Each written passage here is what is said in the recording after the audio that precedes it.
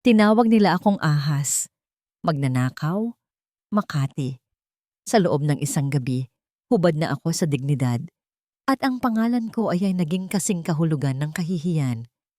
Pero habang tumutulo ang luha ko sa marmol na sahig ng kumpanya at habang nakatingin sa akin si Cal ng may halong awa at dismaya, hindi ko alam na ito pa lang ang simula. Dahil ang tunay na bagyo ay hindi ang pagkawala ng trabaho ko, kundi ang pagpirma ko sa kontratang magtatali sa akin sa demonyong nag-anyo bilang anghel. Zoe, handa ka na bang ibenta ang kaluluwa mo para sa buhay ng kapatid mo? Parang hinihiwa ng libu-libong karayom ang aking balat habang nararamdaman ko ang mahigpit na pagkakahawak ng security guard sa aking braso. Halos kaladkarin nila ako palabas ng lobby ng Balmores Logistics, ang lugar kung saan inubos ko ang 5 taon ng aking kabataan sa paglilingkod ng tapat. Ang bawat hakbang ay mabigat, hindi dahil sa pagod, kundi dahil sa bigat ng mga matang nakatusok sa akin. Ang mga kasamahan ko, na noong 1 linggo lang ay kasabay kong kumakain ng tanghalian at nagbabahagi ng mga pangarap, ngayon ay nakatutok ang kanilang mga telepono sa aking mukha. Ang sunod-sunod na pagkislap ng mga flash ng kamera ay tila kidlat na nagbabadya ng tuluyang pagguho ng aking mundo. Wala akong marinig na salita, ngunit ang mga bulong ay mas maingay pa sa sigaw, magnanakaw, kabit. Walang utang na loob. Gusto kong sumigaw na hindi totoo ang lahat, na biktima lang ako ng isang maruming laro, pero nanuyo ang aking lalamunan. Ang tanging nagawa ko lang ay yuko ang ulo, pilit na itinatago ang mga luhang nagbabadyang pumatak, habang ang anino ni Maribel ay nakatayo sa may mezzanine, nakangiti ng matamis na parang isang reyna na matagumpay na nagpatapon ng isang alipin. Nang ihagis ng gwardya ang aking karton ng mga gamit sa basang semento ng bangketa, kasabay nito ang pagbuhos ng malakas na ulan. Tila nakikisabay ang langit sa pagluluksa ng aking dignidad. Basang-basa na ako, nanginginig sa lamig, pero nanatili akong nakatayo doon, umaasang may isang tao na lalabas at sasabihing biro lang ang lahat. At nakita ko siya, ang itim na SUV ni Caius Balmores, ang lalaking kilala ko bilang Cal, ang boss na tinulungan kong ayusin ang bawat gusot ng kumpanya, ay dahan-dahang huminto sa tapat ko. Bumaba ng bahagya ang tinted na bintana sa likuan. Bumilis ang tibok ng puso ko. Ito na. Sasagipin niya ako. Alam niyang hindi ko magagawa ang mga paratang nila. Alam niyang ako si Zoe, ang babaeng laging nauunang pumasok at huling umuuwi. Nagtama ang aming mga mata sa loob ng ilang segundo. Nakita ko ang pagod sa kanyang mukha, ang kunot sa kanyang noo, at ang isang emosyon na hindi ko mapangalanan. Awa ba yon? O pandidiri? Umawang ang aking bibig upang tawagin ang kanyang pangalan, upang magmakaawa. Ngunit bago pa man lumabas ang tinig, muling tumaas ang salamin ng bintana. Tuluyang isinasara ang anumang koneksyon sa pagitan namin. Umalis ang sasakyan at ang tanging naiwan ay ang tubig ulan na tumalsik sa aking puting blusa mula sa pag-ikot ng gulong nito. Ang lamig na gumapang sa aking buto ay higit pa sa kayang ibigay ng bagyo. Iniwan niya ako. Ang lalaking pinagkatiwalaan ko ng aking katapatan ay iniwan ako sa gitna ng unos na wala akong kalaban-laban. Wala akong nagawa, kundi ang maglakad. Hindi ko na ininda ang putik na tumatalsik sa aking sapatos o ang bigat ng karton na aking bitbit. Ang utak ko ay blangko, parang isang TV na nawala ng signal. Umuwi ako sa maliit na kwartong inuupahan ko sa PAS, isang masikip na espasyo na amoy lumang kahoy at pritong tuyo ng kapitbahay. Ito ang aking santuwaryo, ang tanging lugar kung saan pwede akong maging mahina. Ngunit hindi pa pala tapos ang tadhana sa paglalaro sa akin. Naramdaman ko ang pag-vibrate ng aking telepono sa bulsa ng basang palda. Ang pangalan sa screen ay nagpatigil ng aking paghinga. Dr. Santos, Philippine Heart Center. Sinagot ko ito.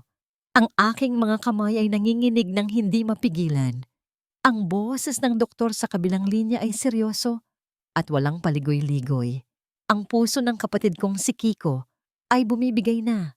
Ang gamot na pinag-ipunan ko ng ilang buwan ay hindi na sapat. Kailangan niya ng operasyon sa loob ng 48 oras.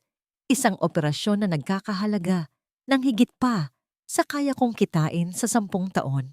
Nabitawan ko ang telepono. Bumagsak ito sa kama, ngunit ang bigat ng balita ay dumagan sa aking dibdib. Wala akong trabaho. Ang pangalan ko ay sira na sa buong industriya. At ngayon, ang nag-iisang rason kung bakit ako lumalaban, ang nag-iisang pamilyang natitira sa akin, ay unti-unting kinukuha ng kamatayan. Bago pa man ako makahugot ng lakas para umiyak, isang malakas na katok ang yumanig sa manipis na pinto ng aking kwarto. Hindi ito katok ng pagbati, kundi katok ng paniningil. Bumukas ang pinto at iniluwan nito ang galit na mukha ng aking landlady. Sa likod niya ay ang iba ko pang mga gamit na nakasilid na sa mga plastic bag. Wala nang paliwanag, wala nang pakiusap. Ang sabi niya, ayaw niya ng gulo, ayaw niya ng skandalo. Napanood daw niya sa social media ang video ng pagkaladkad sa akin.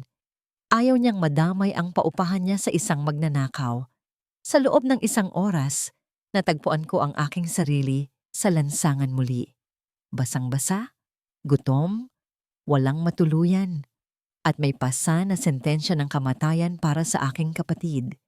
Tumingala ako sa langit na madilim at walang bituin. Ganito na lang ba? Pagkatapos ng lahat ng pagsisikap ko, pagkatapos ng lahat ng gabing hindi ako natulog para mag-aral at magtrabaho, ito lang ba ang halaga ko? Isang basurang itinatapon kapag hindi na kailangan. Hinubad ko ang aking sapatos na pudpod na ang takong. Naramdaman ko ang gaspang ng aspalto sa aking mga paa at sa hindi maipaliwanag na dahilan, ang sakit na yon ay nagbigay sa akin ng linaw. Kung ang mundo ay magiging malupit, kailangan kong maging mas matigas. Kung ang dignidad ay hindi makakapagligtas kay Kiko, handa akong hubarin ito. Kinuha ko ang huling perang natitira sa aking pitaka at sumakay ng taxi. Hindi papunta sa ospital, kundi papunta sa lugar na sumira sa akin. Tumigil ang taxi sa harap ng isang dambuhalang gate na gawa sa bakal, pinalamutian ng mga gintong detalye na sumisigaw ng kapangyarihan at kayamanan. Ang mansyon ng mga Valmores, ang lugar kung saan nakatira ang mga Diyos-Diyosan na naglalaro ng buhay ng mga mortal na tulad ko. Bumaba ako ng sasakyan. Ang ulan ay humina na at naging ambon na lamang, ngunit ang lamig ay nanunuot pa rin sa kalamnan. Tiningnan ko ang papel na medical abstract ni Kiko na hawak ko. Ang papel na kumukupas na dahil sa patak ng tubig. Ito ang aking sandata. Ito ang aking dahilan. Huminga ako ng malalim. Pilit na pinatitigil ang panginginig ng aking tuhod. Alam ko kung ano ang naghihintay sa akin sa likod ng gate na yon. Panghuhusga, pangaalipusta, isang buhay na impyerno. Pero kung ang pagpasok sa impyerno ang tanging paraan para mabuhay, ang kapatid ko, ako mismo ang kakatok sa pinto ni Satanas. Itinaas ko ang aking kamay at pinindot ang intercom. Ang bawat segundo ng katahimikan ay tila 1 taon. Maya-maya, isang boses ang sumagot. Boses na pamilyar at puno ng pagtataka.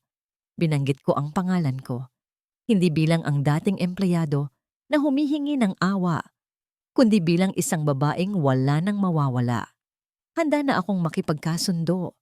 Handa na akong maging ang halimaw na tingin nila sa akin kung iyon ang kailangan para maging tagapagligtas ng kapatid ko. Dahil sa gabing ito, namatay na si Zoe na mabait. At ang ipinanganak ay si Zoe na handang gawin ang lahat, kahit pa ang kapalit nito ay ang sarili niyang puso. Bumukas ang dambuhalang pinto ng opisina ni Cal at agad akong sinalubong ng hangin na mas malamig pa sa bagyo sa labas. Ang silid ay amoy mamahaling katad at matapang na alak. Isang amoy na dati ay nagpaparamdam sa akin ng tagumpay at kapangyarihan. Ngunit ngayon ay tila amoy ng isang selda. Pumasok ako ng dahan-dahan, ang bawat hakbang ng aking basang sapatos sa makintab na sahig ay nag-iiwan ng mantsa ng putik at tubig. Parang dinudungisan ko ang sagradong templo ng mga Valmores. Nakaupo si Cal sa kanyang swivel chair, nakatalikod sa akin at nakaharap sa malawak na bintanang salamin kung saan tanaw ang kumikislap na lungsod ng Makati. Hindi siya lumingon nang marinig niya ang aking pagpasok. Alam niyang darating ako. Marahil ay kanina pa niya hinihintay ang sandaling ito, ang sandali kung kailan ang matapang na si Zoe ay luluhod sa kanyang harapan. Nanatili akong nakatayo sa gitna ng silid, nanginginig ang buong katawan habang yakap-yakap ang sarili. Ang ginaw mula sa aircon ay tumatagos sa aking basang damit. Ngunit mas nanginginig ako sa takot at hiya. Inilapag ko ang lukot at basang medical abstract ni Kiko sa ibabaw ng kanyang makintab na mesa. Ito ang aking puting bandera. Ito ang aking pagsuko. Umikot ang upuan ni Cal. Nang magtama ang aming paningin, wala akong nakitang init. Ang mga mata niya ay parang yelo, matigas, walang emosyon at kalkulado. Walang bakas ng boss na minsang pumuri sa akin dahil sa pag-aayos ng mga kontrata o ng lalaking minsang nag-abot sa akin ng kape noong nag-overtime kami. Ang nasa harap ko ngayon ay isang negosyante na nakakita ng pagkakataon sa gitna ng trahedya ng iba. May iniabot siyang isang folder na itim. Binuksan ko ito ng nanginginig na mga kamay. Isang kontrata ng kasal. Nakahanda na ito. May petsa na. May mga selyo na. Ang tanging kulang na lang ay ang aking lagda. Naramdaman ko ang pagbigat ng aking dibdib. Planado ang lahat. Habang kinakaladkad ako palabas ng kumpanya kanina, habang umiiyak ako sa bangketa, nakahanda na ang papel na ito. Nagsalita si Cal. Ang boses niya ay mababa at walang bahid ng pagdududa. Sinabi niya na kailangan niya ng asawa upang makuha ang mana mula sa kanyang amang may sakit at upang mapigilan ang kanyang madrasta na si Doña Pilar sa pag-angkin sa kumpanya. Kailangan niya ng isang babaeng desperada, isang babaeng kaya niyang kontrolin, at isang babaeng sira na ang pangalan kaya wala nang mawawala pa. Ako iyon. Ako ang perpektong kandidata. Binasa ko ang mga kondisyon. Bawat linya ay parang latigo na humahampas sa aking pagkatao. Walang pag-ibig, walang pakialaman sa pribadong buhay, at ang pinakamasakit sa lahat, kailangan kong tanggapin ang papel bilang ang gold digger na lumandi sa boss para sa pera. Bawal akong maglinis ng pangalan, bawal akong magpaliwanag sa media. Habang buhay kong dadalhin ang mantsa na inilagay nila sa akin, tiningnan ko siya, nagbabaka sakaling may matitira pang kakarampot na kabutihan sa kanya. Tinanong ko siya kung bakit kailangan pang sirain ang pangalan ko, kung bakit hindi pwedeng maging isang maayos na kasunduan na lang. Ngumisi siya ng mapakla at tumayo. Lumapit siya sa akin hanggang sa maamoy ko ang mamahaling pabango na humahalo sa amoy ng whiskey sa kanyang hininga. Sinabi niya na mas kapani-paniwala ang kwento kung ako ang kontrabida, na kailangan ng mundo ng isang target para hindi mapansin ang mga tunay na baho ng pamilya Valmores. Ako ang magiging panangga niya. Ako ang magiging basahan na sasalalo ng lahat ng dumi. Isang tseke ang inilapag niya sa ibabaw ng kontrata. Nakasulat doon ang halagang sapat hindi lang para sa operasyon ni Kiko, kundi para mabuhay kami ng marangya sa mga susunod na taon. Sapat na ito para iligtas ang buhay ng kapatid ko. Sapat na ito para tubusin ang kanyang paghinga, kapalit ng aking dangal. Pumikit ako ng mariin. Nakita ko ang mukha ni Kiko na nakaratay sa ospital, maputla at nahihirapan. Narinig ko ang boses ng nanay ko bago siya namatay, na ibinibilin sa akin ng kapatid ko. Ang dangal ay hindi nakakagamot ng sakit sa puso. Ang pride ay hindi pambayad sa ICU. Dinampot ko ang ballpen na ginto. Ang bigat nito sa aking kamay ay parang bigat ng krus na aking papasanin. Sa bawat guhit ng tinta sa papel, parang tinatanggalan ako ng balat. Nilagdaan ko ang aking pangalan, Zafira Alcaron. At sa sandaling iyon, ang babaeng iyon ay naglaho na. Ang natira na lang ay si Mrs. Valmores, ang bayarang asawa. Inabot ko ang tseke, ngunit bago ako tuluyang umalis, tiningnan ko si Cal nang diretso sa mata. Gusto kong makita niya na kahit binaboy nila ang pangalan ko, hindi nila nakuha ang lahat. Sinabi ko sa kanya ng mahinahon ngunit matalim na binibili niya ang oras ko, hindi ang pagkatao ko, na ako ay isang empleyado pa rin at ang trabaho ko ay maging asawa niya. Pero hindi niya pag-aari ang kaluluwa ko. Hindi siya sumagot. Tinalikuran niya lang ako at muling humarap sa bintana. Tila ba tapos na ang transaksyon at wala na akong halaga. Lumabas ako ng opisina na parang isang bangkay na naglalakad. Ang bigat ng folder sa aking bag ay humihila sa akin pababa. Sa loob ng opisina, sa likod ng nakasarang pinto, muling nagliwanag ang telepono ni Cal. Sinagot niya ito at nagsalita ng mahina. Sinabi niya sa kausap na tapos na nakapirma na ako, na hindi ako naghinala sa kahit ano. Ibinaba niya ang telepono at tumungga ng alak. Pilit na nilulunod ang kung anumang konsensya na natitira sa kanya. Habang naglalakad ako sa mahabang pasilyo ng mansyon, ang mga antigong painting sa pader ay tila nakamasid at humuhusga sa akin. Papalapit na ako sa main door nang biglang may humarang sa aking dinadaanan. Si Maribel. Nakatayo siya doon, suot ang isang seda na pantulog na nagpapakita ng kanyang hubog, hawak ang isang kopita ng alak. Ang kanyang nangiti ay matamis, ngunit ang kanyang mga mata ay puno ng lason. Alam niya ang lahat. Siya ang arkitekto ng aking pagbagsak. At ngayon ay siya rin ang sasalubong sa akin sa aking kulungan. Huminga ako ng malalim. Pilit na pinatitigas ang aking sarili. Hindi ko siya uurungan. Kung impyerno ang pinasok ko, magiging demonyo ako kung kinakailangan. Lumapit siya sa akin. Ang amoy ng kanyang pabango ay nakasusulasok. Bumulong siya sa aking tainga. Ang bawat salita ay parang yelo na dumadaloy sa aking gulugod. Binati niya ako sa aking bagong trabaho at sa huli, binitiwan niya ang mga salitang nagpakilabot sa akin at nagkumpirma na wala nang atrasan ito. Welcome to hell, wifey. Iniwan niya akong nakatayo doon habang ang kanyang tawa, na bagamat walang tunog sa aking pagsasalaysay, ay umalingaw sa katahimikan ng malawak na bulwagan, sumasabay sa kidlat na gumuhit sa labas ng bintana.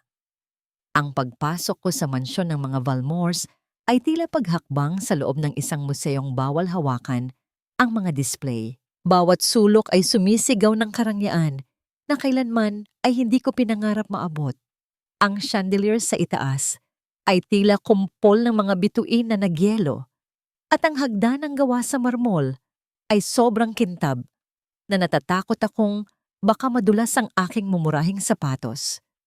Ngunit sa kabila ng kinang, ang hangin dito ay matabang at walang buhay.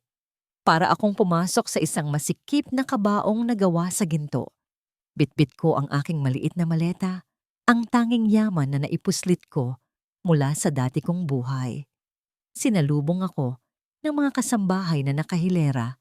Ang kanilang mga uniforme ay mas malinis pa sa aking konsensya ngayon. Wala sa kanila ang nangahas na tumingin sa aking mga mata. Tila ba ako ay isang virus na nakapasok sa sterile nilang mundo. Ipinahatid ako sa isang kwartong mas malaki pa sa buong paupahan ko sa Pasay. Ngunit ang lawak nito ay lalo lamang nagpadama sa akin ang aking pag-iisa.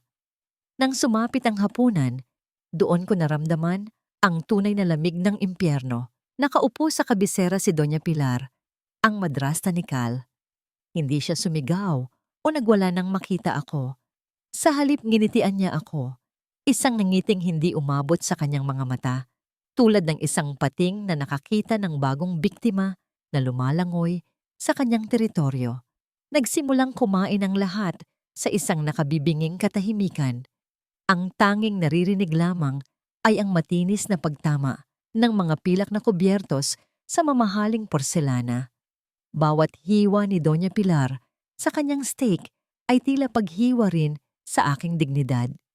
Binuksan niya ang usapan sa isang tono na parang nakikipagkwentuhan lang sa isang lumang kaibigan. Pero bawat salita ay may nakatagong patalim. Tinanong niya ako tungkol sa aking pamilya, kung totoo bang driver ang tatay ko at labandera ang nanay ko. Sinabi niyang kahanga-hanga raw na ang isang katulad ko ay nakapasok sa bahay na ito nang hindi dumadaan sa service entrance. Napahigpit ang hawak ko sa tinidor. Gusto kong sumagot. Gusto kong ipagtanggol ang alaala ng mga magulang ko na marangal na nagtrabaho para mapag-aral ako. Pero nang sulyapan ko si Cal, nanatili siyang nakayuko. Patuloy lang siya sa pagnguya. Tila ba wala siyang naririnig? Tila ba hindi niya ako kilala? Ang katahimikan niya ang mas masakit kaysa sa mga insulto ng kanyang madrasta. Hinayaan niya akong ururakan ng babaeng ito. Hinayaan niya akong mag-isa. Ang pagkain sa aking bibig ay naging lasang abo. Nilulunok ko ang bawat subo kasabay ng paglunok ko sa aking pride. Nang hindi ko na makayanan ang bigat ng hangin, nagpaalam ako. Sinabi kong gusto kong makita si Don Antonio, ang ama ni Cal. Nakita ko ang pagtaas ng kilay ni Doña Pilar. Tila ba sinasabi niyang wala akong karapatang lapitan ng amo ng bahay. Pero hindi ako nagpapigil. Kailangan kong huminga. Kailangan kong makita ang dahilan kung bakit ko ginagawa ang lahat ng ito. Pumasok ako sa kwarto ni Don Antonio sa ground floor. Ang amoy ng gamot at antiseptiko ay sumalubong sa akin. Isang pamilyar na amoy na nagpaalala sa akin sa ospital kung saan nakaratay si Kiko. Nakahiga ang matanda, payat at mahina, nakatitig sa kisame. Lumapit ako sa kanya ng dahan-dahan. Nang mapansin niya ako, dahan-dahan niyang ibinaling ang kanyang ulo. Ang kanyang mga mata, bagamat pagod, ay may bahid ng kuryosidad at lungkot. Hindi ko nakita sa kanya ang panghuhusga na nakita ko kay Pilar. Nakita ko ang tray ng pagkain sa kanyang bedside table. Malamig na at hindi pa nagagalaw. Walang nag-aasikaso sa kanya. Ang mga mayayaman sa labas ay abala sa pagpapanatili ng kanilang imahe, habang ang haligi ng tahanan ay nalalanta sa dilim. Kinuha ko ang mangkok ng lugaw. Umupo ako sa tabi niya at sinimulan siyang subuan. Noong una, nagulat siya. Pero nang maramdaman niya ang sinseridad sa aking mga kilos, ibinuka niya ang kanyang bibig. Tahimik akong nagpakain sa kanya. Pinupunasan ang gilid ng kanyang labi gamit ang tela. Wala kaming sinabing salita. Pero sa sandaling iyon, naramdaman kong may koneksyon kaming nabuo. 2 bilanggo sa loob ng gintong hawla. Nang palabas na ako ng kwarto, hinarang ako ng matandang mayordomo, si Mang Carding. Tumingin siya sa paligid bago bumulong sa akin ng mabilis at mahina. Tila takot na may makarinig na dingding.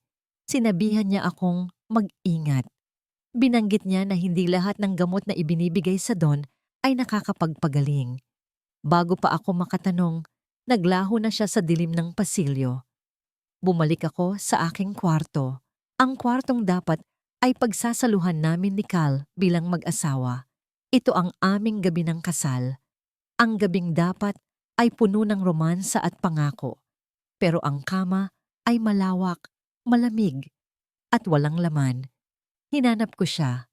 Sinundan ko ang munting liwanag na nanggagaling sa siwang ng pinto ng kanyang study room. Hindi ako kumatok. Dahan-dahan kong itinulak ang pinto. Nakita ko si Cal. Hindi ang boss na matapang. Hindi ang asawang malamig. Nakaupo siya sa sahig, nakasandal sa sofa, habang hawak ang isang lumang litrato. Ang balikat niya ay yumayanig sa tahimik na pag-iyak. Walang tunog na lumalabas sa kanyang bibig, pero ang sakit ay damang-dama sa bawat paghinga niya. Sa liwanag ng buwan na tumatagos sa bintana, nakita ko ang litrato na hawak niya. Isang batang lalaki at isang babaeng nakangiti. Marahil ay ang tunay niyang ina. Sa sandaling iyon, ang galit ko sa kanya ay nahaluan ng isang bagay na hindi ko inaasahan. Awa. Akala ko ako lang ang biktima sa bahay na ito. Pero habang pinagmamasdan ko ang panginginig ng kanyang mga balikat, napagtanto kong mali ako. Hindi lang ako ang biktima rito. Ang lalaking ito, na may-ari ng lahat ng karangyaan sa paligid, ay mukhang mas wasak pa kaysa sa akin. Siya ay isang hari sa kanyang kastilyo, ngunit isa ring bilanggo ng kanyang sariling kalungkutan. Hindi ako pumasok, hindi ko siya niyakap, wala akong karapatan.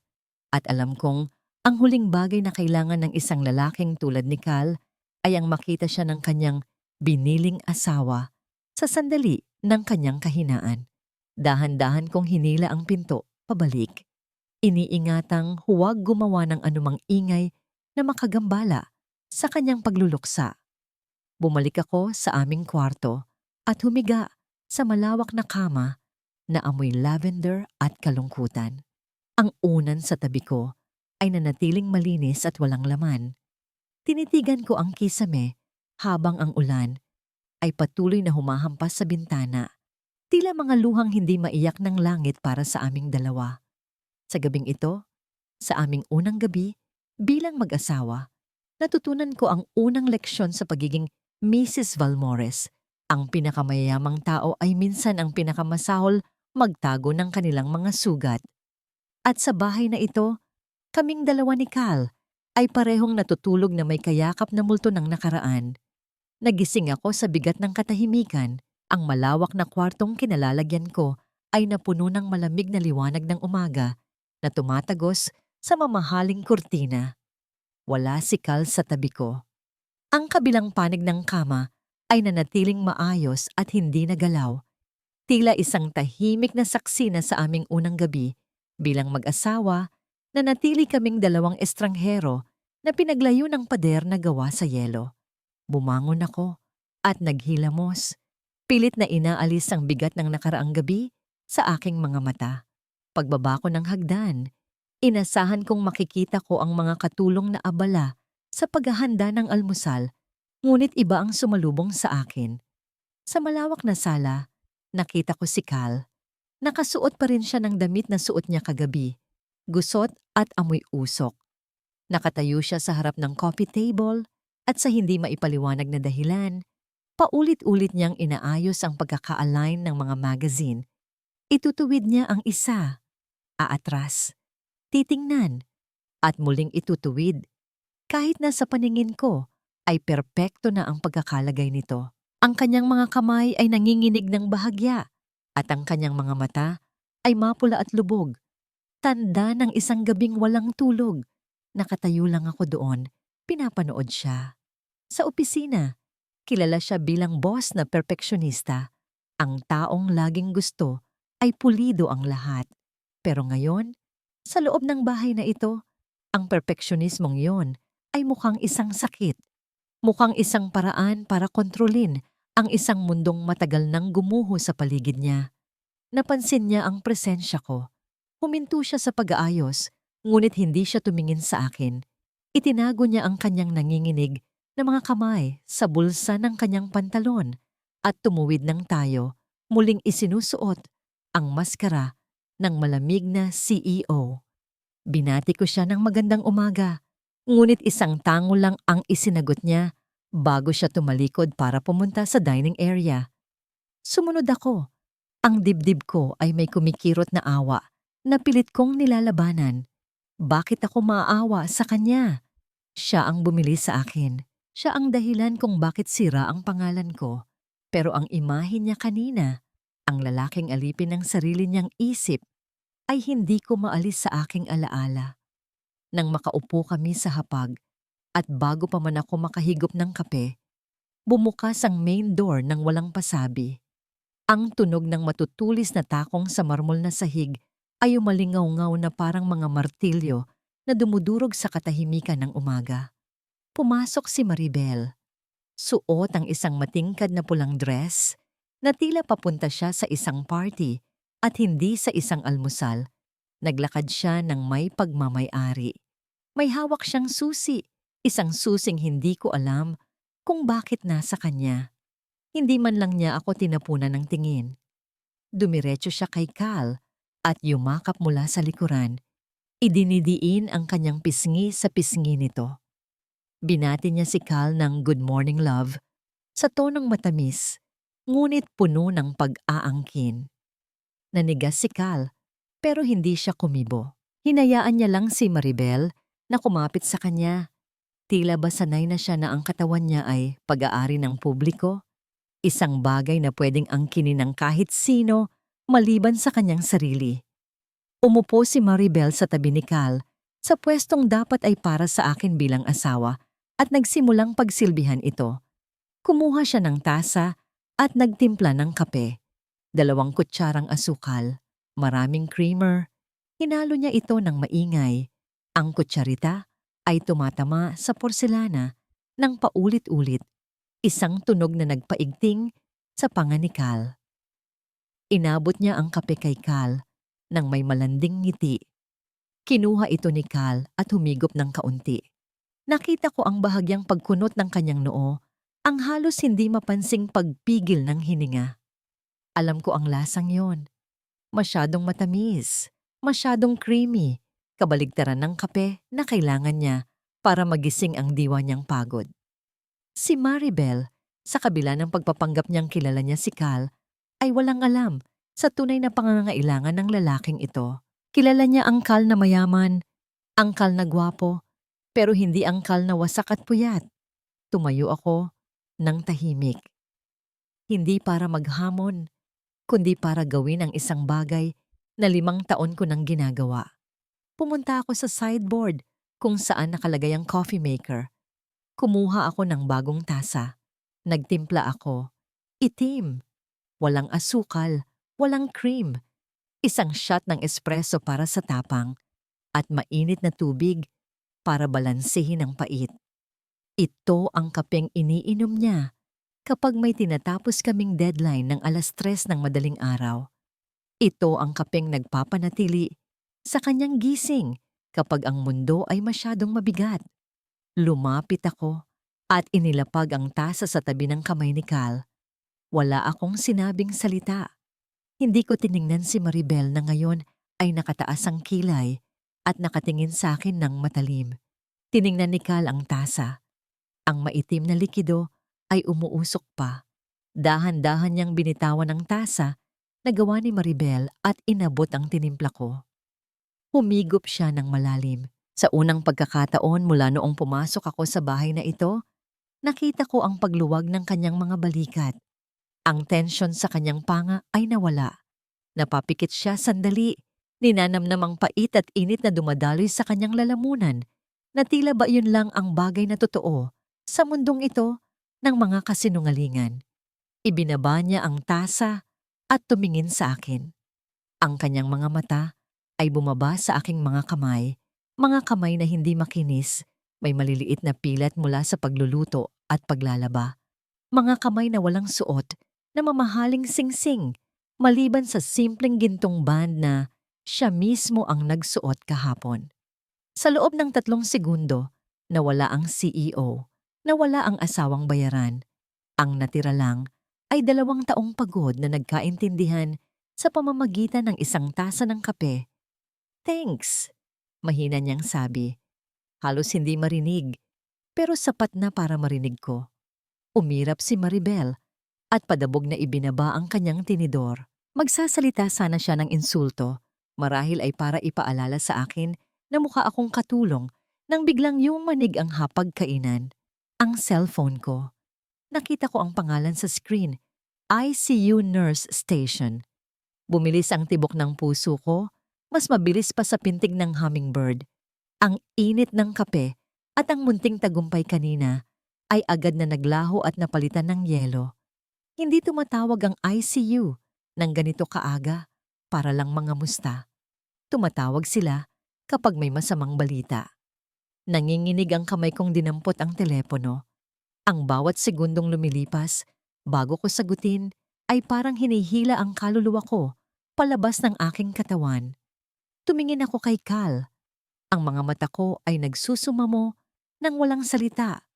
bago ko tuluyang pinindot ang answer button at inilagay sa aking tainga ang balitang wawasak sa natitira kong pag-asa. Bumagsak ang telepono sa aking kandungan matapos kong marinig ang boses ng nurse. Ang bawat salita niya ay tila pako na bumaon sa aking dibdib. Ang pagbaba ng oxygen levels ni Kiko, ang pangangailangan ng pirma ko para sa isang bagong procedure, ang banta ng oras na nauubos na. Tumayo ako agad. Ang upuan ay kumaskas sa sahig, handa nang tumakbo palabas ng mansyon kahit pa nakapaa. Ngunit bago pa ako makahakbang palabas ng dining area, hinarangan ako ng isang pader na gawa sa seda at pabango. Si Doña Pilar, nakatayo siya sa arkong pinto, nakahalukip-kip. Ang kanyang mga mata ay naniningkit sa isang utos na hindi maaaring baliin. Sinabi niya na may darating na mga bisita, ang amigas ng alabang, at kailangan nila ng magsisilbi. Ang mga katulong daw ay abala sa kusina at bilang bagong manugang, tungkulin kong ipakita ang aking silbi sa pamilyang ito. Nagpupuyos ang damdamin ko. Gusto kong isigaw sa mukha niya na naghihingalo ang kapatid ko, na wala akong pakialam sa tea party ng mga matapobreng donya. Ngunit ang banta sa kanyang mga mata ay malinaw. Kung lalabas ako sa pintong yon ng walang pahintulot, baka ang tseke para sa ospital ay tumalbog bago pa man ito ma-encash. Kinagat ko ang aking labi hanggang sa malasahan ko ang bakal ng sarili kong dugo. Kailangan kong lunukin ang apdo para sa kapatid ko. Dinala nila ako sa lanay, isang hardin na puno ng orkidya na mas inaalagaan pa kaysa sa mga tao sa bahay na ito. Naroon na ang mga kaibigan ni Pilar, mga babaeng ang mga muka ay banat sa retoke at ang mga leeg ay nabibigatan sa mga perlas. Nang makita nila ako, tumahimik ang kanilang tawanan. Sinuri nila ako mula ulo hanggang paa. Ang kanilang mga tingin ay parang mga langgam na gumagapang sa aking balat. Nagsimula ang palabas. Inutusan ako ni Pilar na magsalin ng tsa. Earl Grey, mainit. Lumapit ako sa mesa. Ang aking mga kamay ay nanginginig, hindi dahil sa bigat ng pilak na takure, kundi sa pagmamadali. Gusto kong matapos ito agad.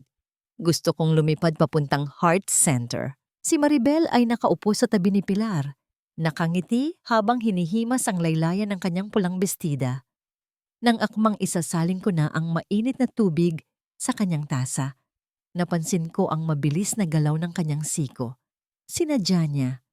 Tinabig niya ang aking braso sa sandaling bumubuhos ang kumukulong tubig. Nawalan ako ng balanse. Ang laman ng takure ay hindi sa tasa bumagsak, kundi sa aking kaliwang kamay. Ang sakit ay agaran at nakabibingi, parang kagat ng apoy na lumalamon sa aking balat. Gusto kong sumigaw, gusto kong bitawan ang takure, pero sa huling sandali ng aking katinuan, iningatan ko pa ring huwag mabasag ang mamahaling kagamitan ni Pilar. Ipinatong ko ito sa mesa habang ang singaw ay tumataas mula sa aking namumulang kamay. Ngunit hindi ang sigaw ko ang umalingaw-ngaw sa hardin. Si Maribel ang tumili. Tumayo siya agad, kunwari ay natalsikan, kahit na ni isang patak ay walang dumapo sa kanya. Ang mga donya ay nagkagulo. Dinadaluuhan si Maribel, na tila siya ang nasugatan sa gyera. Sinisi nila ako. Tanga raw ako.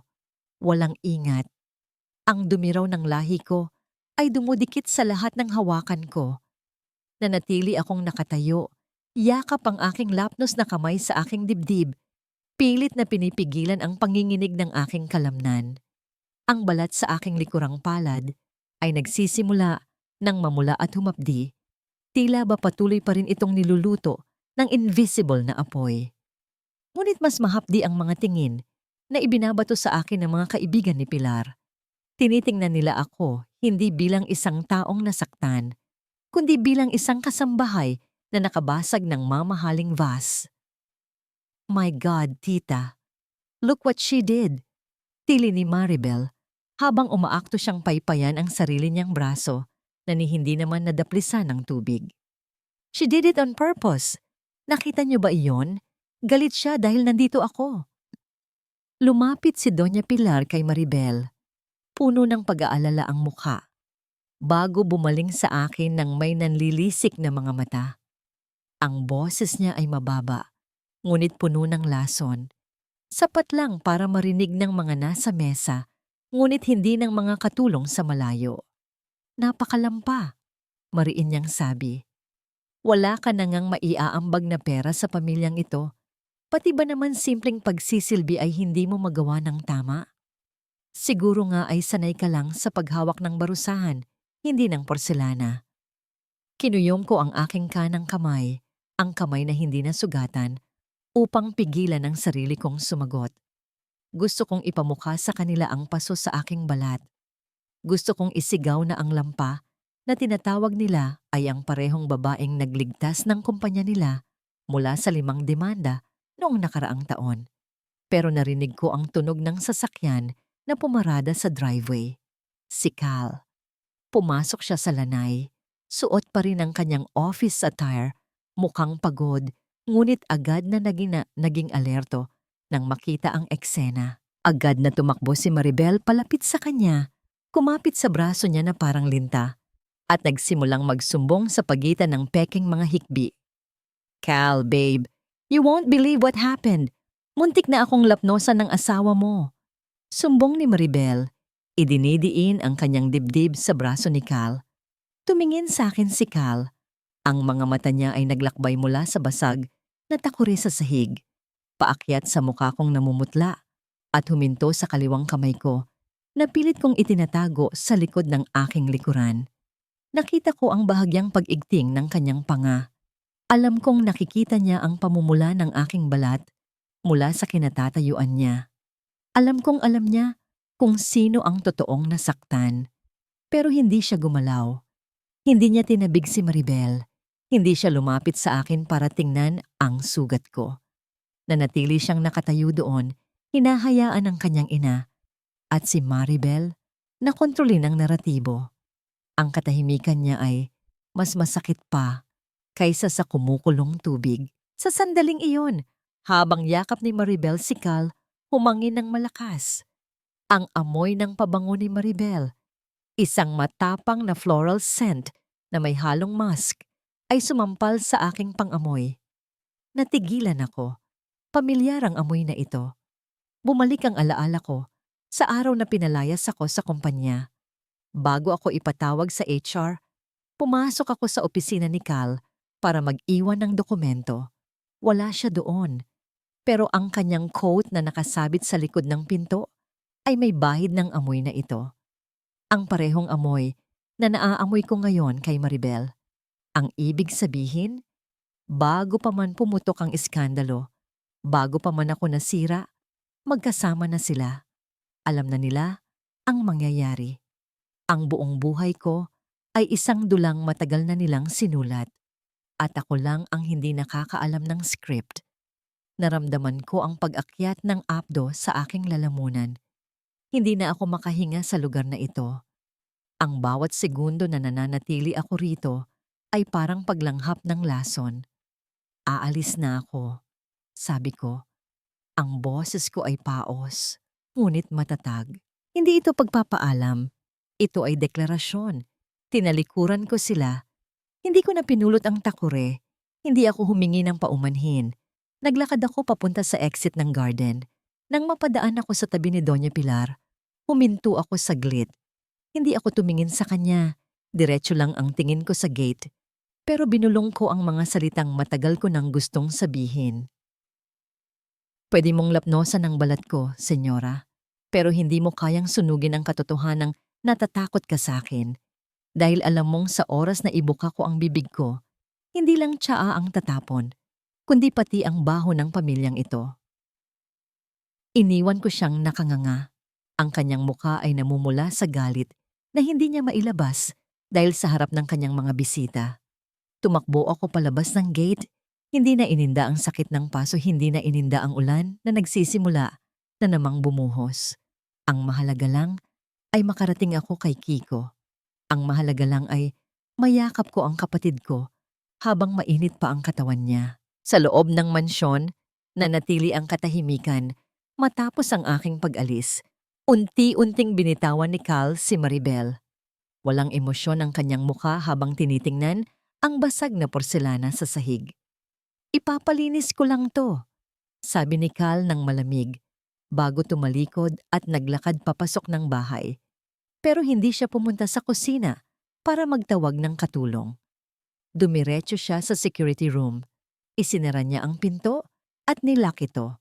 Umupo siya sa harap ng mga monitor at hinanap ang footage ng lanay kaninang hapon. Pinanood niya ang video. Nakita niya ang sadyaang pagsiko ni Maribel sa braso ni Zoe. Malinaw sa high definition na monitor ang bawat detalye. Ang pasimpleng sulyap ni Maribel, ang mabilis na galaw ng kanyang siko, at ang pagkagulat sa mukha ni Zoe habang bumubuhos ang kumukulong tubig sa kanyang balat. Pinaulit-ulit ito ni Cal. Bawat replay ay parang sampal sa kanyang pagkatao. Nakita niya kung paano kinagat ni Zoe ang kanyang labi upang pigilan ang sigaw. Nakita niya kung paano nito iningatan ang takure sa kabila ng sakit, habang ang iba ay nag-aalala sa bestida ni Maribel na ni hindi naman nabasa.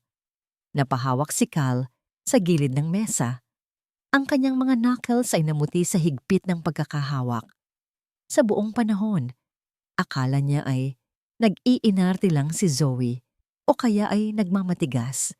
Pero sa video na ito, nakita niya ang isang babaeng nag-iisa sa gitna ng mga lobo, sugatan at walang kakampi.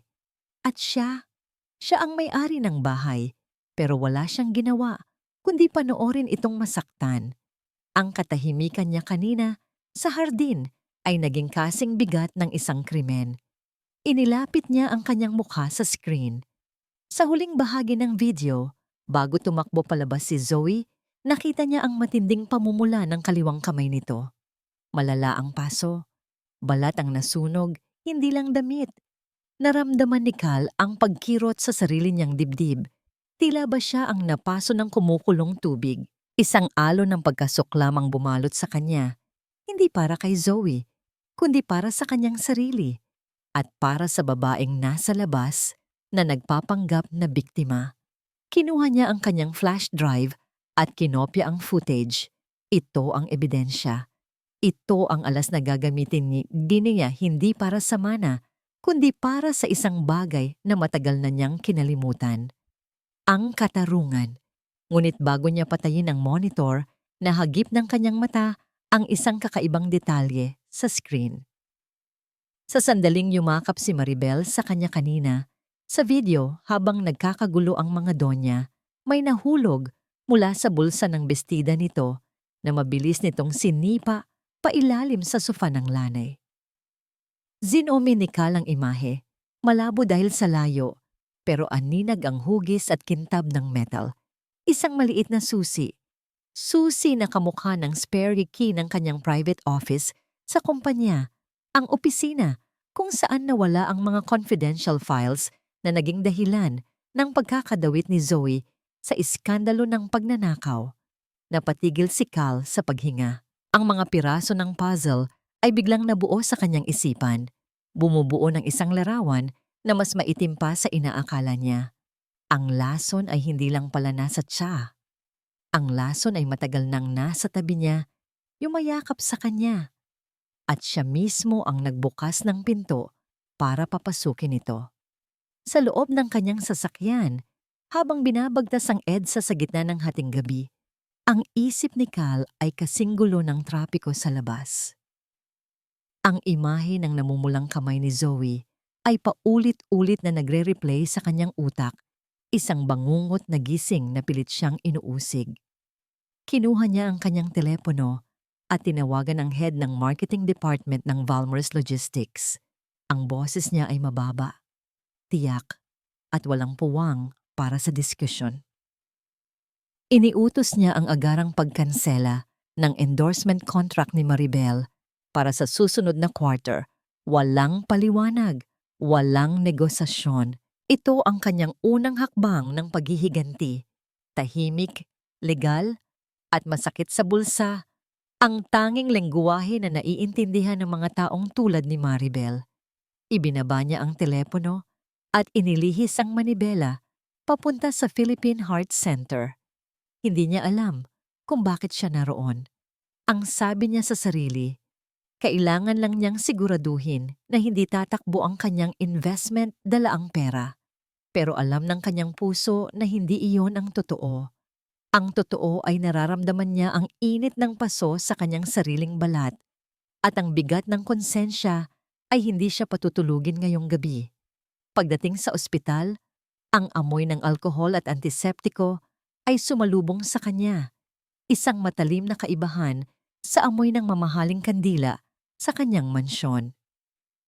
Naglakad siya sa pasilyo ng ICU, ang kanyang mamahaling sapatos na balat ay lumilikha ng halos hindi marinig na ingay sa linoleum na sahig. At doon, sa isang sulok ng waiting area, nakita niya si Zoe. Hindi ito ang Zoe na matapang na humarap sa kanya sa opisina. Hindi ito ang Zoe na lumaban sa mga donya kanina. Ito ay isang kapatid na pagod, nakaupo sa isang matigas na plastik na upuan. Ang ulo ay nakasandal sa pader. Natutulog ng nakabuka ang bibig sa sobrang pagkahapo. Ang kanyang kaliwang kamay ay may benda na mukhang minadali ang pagkakabalot. Marahil ay gawa lang ng isang nurse sa emergency room. Tumigil si Cal sa paghakbang. Pinagmasdan niya ang babaeng binili niya. Sa liwanag ng fluorescent light, kitang-kita ang itim sa ilalim ng mga mata nito, ang payat ng braso at ang mantsa ng kape sa laylayan ng palda. Napakaliit tingnan ni Zoe kapag tulog. Napakatao. Biglang gumuho ang pader na itinayo ni Cal. Ang pader na nagsasabing isa lamang itong gold digger. Walang gold digger na magtitiis matulog sa ganitong lugar para lang mabantayan ang isang may sakit. Hinubad ni Cal ang kanyang coat. Dahan-dahan, tila takot na makabasag ng kristal, lumapit siya at ipinatong ito sa balikat ni Zoe. Ang init ng kanyang katawan na naiwan sa tela ay agad na yumakap sa giniginaw na babae. Gumalaw ng bahagya si Zoe, naghahanap ng pwesto at sa isang iglap, humilig ang kanyang ulo sa dibdib ni Cal na noon ay nakayuko para ayusin ang coat. Saglit na natigilan si Cal. Ang bigat ng ulo ni Zoe ay isang bagay na hindi niya inaasahan. Ang amoy ng kanyang buhok, amoy murang shampoo at ulan, ay isang amoy na hindi niya dapat gusto. Pero sa sandaling iyon, iyon ang tanging bagay na nagparamdam sa kanya ng kapayapaan sa loob ng maraming taon. Hindi niya inalis si Zoe. Nanatili siyang nakayuko doon.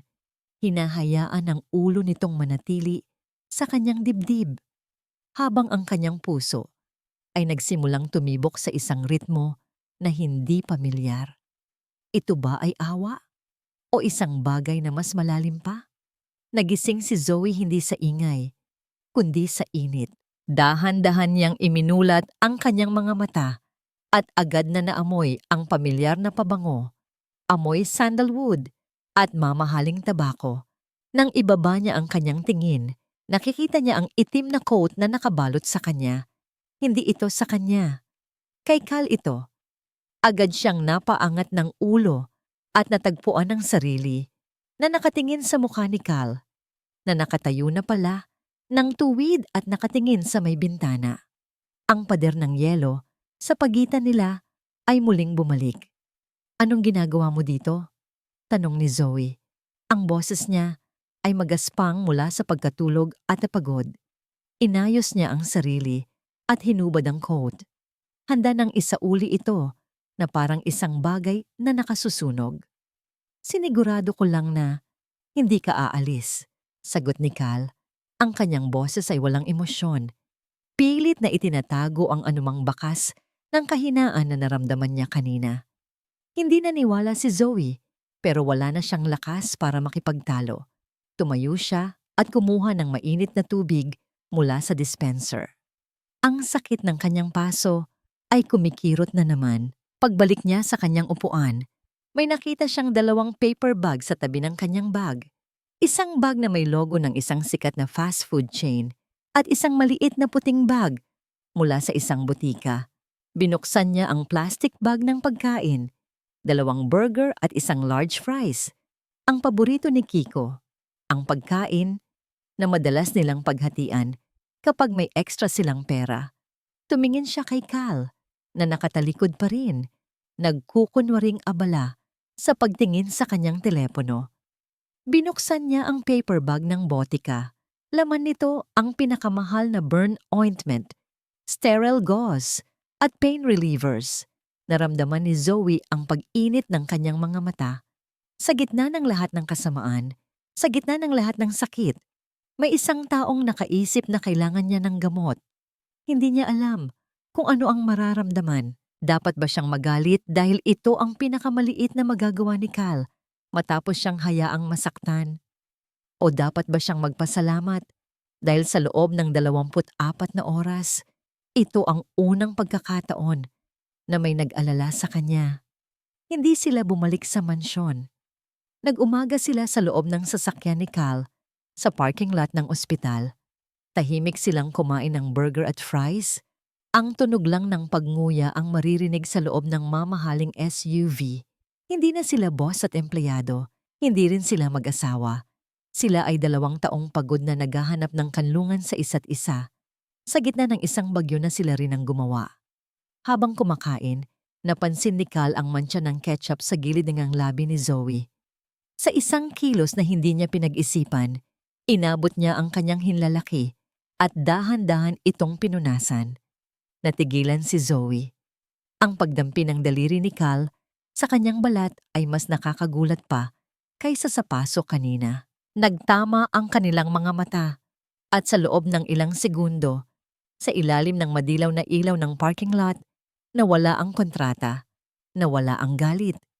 Ang natira lang ay ang init ng kanyang daliri sa kanyang balat at ang kuryenteng dumaloy sa kanilang dalawa. Mabilis na binawi ni Cal ang kanyang kamay, tila napaso. Umiwas siya ng tingin at umubo ng bahagya, naghahanap ng kahit anong dahilan para basagin ang tensyon. May dumi lang, sabi niya. Ang boses ay bahagyang nanginginig. Hindi sumagot si Zoe. Ipinagpatuloy niya ang pagkain, pero ang puso niya ay tumitibok ng mabilis. Sa kauna-unahang pagkakataon, nakita niya ang isang sinag ng liwanag sa madilim na mundo ng mga Valmores. Isang sinag na nakakatakot dahil baka ito rin ang sinag na tuluyang susunog sa kanya. Manatili ka muna dito, sabi ni Cal, bago buksan ang pinto ng sasakyan. May aasikasuhin lang ako sa opisina. Babalik ako. Tumango lang si Zoe. Habang pinapanood niya si Cal na maglakad palayo, isang tanong ang umusbong sa kanyang isipan. Isang tanong na nagbigay sa kanya ng panibagong uri ng kaba. Bakit sa kabila ng lahat ng sakit, ang simpleng pagpunas niya ng ketchup ay nagawa pang pakalmahin ang bagyo sa loob niya? Isinara niya ang kanyang mga mata at hinawakan ang mainit pa ring tasa ng kape na binili ni Cal para sa kanya. Ang unang sinag ng araw ay nagsisimula nang sumilip sa abot-tanaw, ngunit para kay Zoe, ang tunay na unang sinag ay ang pag-asa, isang mapanganib at nakalalasong pag-asa na baka may puso pa pala sa likod ng yelong bumabalot sa pagkatao ni Cayus Valmores. Lumipas ang ilang araw na may kakaibang kapayapaan sa loob ng mansyon. Isang kapayapaang marupok, tila isang manipis na yelo na anumang oras ay maaaring mabasag. Hindi na ako ginulo ni Maribel at si Doña Pilar ay nagkukulong sa kanyang silid, tila may sariling digmaang nilalabanan. Si Cal naman ay umuuwi ng mas maaga at kahit na hindi kami nag-uusap ng mahaba, ang presensya niya sa hapagkainan ay nagbibigay ng isang hindi nakikitang harang laban sa anumang posibleng pag-atake. Ang aking mga araw ay ginugugol ko sa pagitan ng pagbisita kay Kiko sa ospital na ngayon ay unti-unti nang lumalakas at sa pag-upo sa tabi ni Don Antonio. Naging ritual na namin ang tahimik na pagsasama. Susubuan ko siya ng sabaw, pupunasan ng kanyang mga labi at babasahan siya ng mga lumang tula mula sa isang makapal na libro na nakita ko sa aklatan. Hindi siya nagsasalita, ngunit ang kanyang mga mata ay nangungusap, puno ng pasasalamat. At kung minsan, puno ng isang malalim na kalungkutan na hindi ko maintindihan. Isang hapon, habang inaayos ko ang kumot sa kanyang paanan, naramdaman ko ang marahan niyang pagpisil sa aking kamay. Nagulat ako. Ito ang unang pagkakataon na gumalaw siya ng may intensyon sa loob ng maraming linggo. Tiningnan ko siya at nakita ko ang kanyang mga labi na bahagyang umaawang, sinusubukang bumuo ng mga salita. Hiha! Ang lumabas na tunog ay mahina. Halos isang bulong na hinangin. Lumapit ako, inilapit ang aking tainga sa kanyang bibig. Alam ko, patuloy niya, bawat salita ay isang pakikibaka. Alam kong hindi ito totoo. Tumagos ang lamig sa aking mga buto. Alam niya na ang kasal namin ni Cal ay isang kasinungalingan. Naramdaman ko ang pamumula ng aking mukha sa hiya. Ngunit hinigpitan niya ang hawak sa aking kamay. Pero, ang kabutihan mo, totoo. May isang luhang pumatak mula sa gilid ng kanyang mata at dumaloy sa kanyang ubaning buhok. Pinalis ko ito gamit ang aking daliri. Sa sandaling iyon, hindi ako ang bayarang asawa. Ako ay isang anak na nakikinig sa huling habilin ng isang ama. May itinuro siya sa ilalim ng kanyang unan. Nang kapain ko ito, naramdaman ko ang isang malamig na bakal, isang luma at tansong susi. Sa aklatan, bulong niya, sa likod ng larawan ng iyong biyenan, buksan mo para sa iyo. Pagkatapos noon, muli siyang pumikit, tila naubos na ang lahat ng kanyang lakas sa ilang salitang iyon. Nanatili akong nakaupo sa tabi niya. Ang susi ay malamig at mabigat sa aking palad. Ano ang nasa likod ng larawan? Anong lihim ang nais ipagkatiwala sa akin ng matanda? Kinagabihan, hindi ako mapakali. Ang hapunan ay dumaan na parang panaginip. Ang mga salita ni Don Antonio ay paulit-ulit na tumatakbo sa aking isipan. Nang masiguro kong tulog na ang lahat at ang tanging gising na lang sa mansyon ay ang mga ilaw sa hardin at ang mga multo sa pasilyo, dahan-dahan akong pumunta sa aklatan. Ang aklatan ay malawak at amoy lumang papel at katad. Ang mga dingding ay nababalutan ng libu-libong libro mula sa sahig hanggang kisame. Sa ibabaw ng fireplace, nakasabit ang isang malaking oil painting ng isang babaeng may malungkot na mga mata at maputlang balat. Siya ang unang asawa ni Don Antonio, ang ina ni Cal. Lumapit ako sa painting. Ang mga mata niya ay tila nakatingin sa akin. Humuhusga. Nagtatanong. Maingat kong inangat ang mabigat na frame.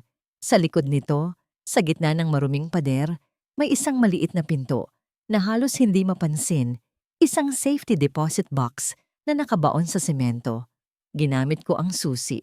Sa isang marahang pagpihit, bumukas ito ng walang ingay. Ang laman nito ay hindi alahas o pera. Ang laman nito ay isang manipis na folder na kulay kape.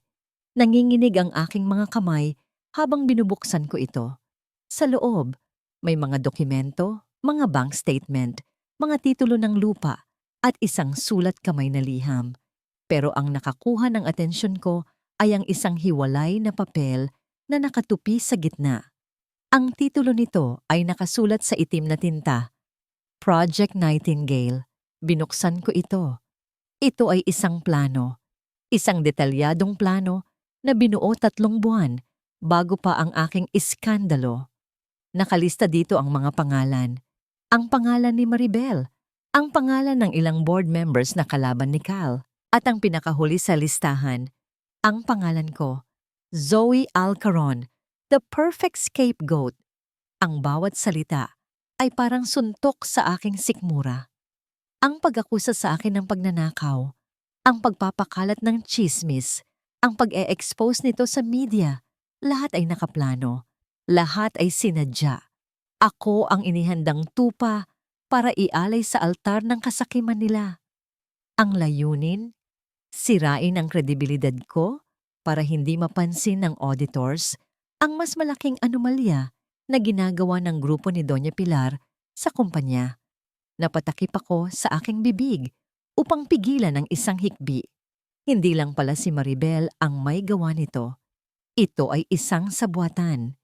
Isang mas malaking ahas na matagal nang namumugad sa Valmores Logistics. Pero hindi yun ang pinakamasakit. Sa ilalim ng aking pangalan, may isang nota na isinulat ng ibang kamay, gamit ang isang pamilyar na ballpen na asul. She will break. She will be desperate. When she is at her lowest, offer the contract. She will sign. Use her brother as leverage. Ang sulat kamay. Ang estilo ng pagsulat. Kilala ko ito. Ito ang sulat kamay ni Cal. Bumagsak ako sa sahig. Ang mga dokumento ay kumalat sa aking paligid.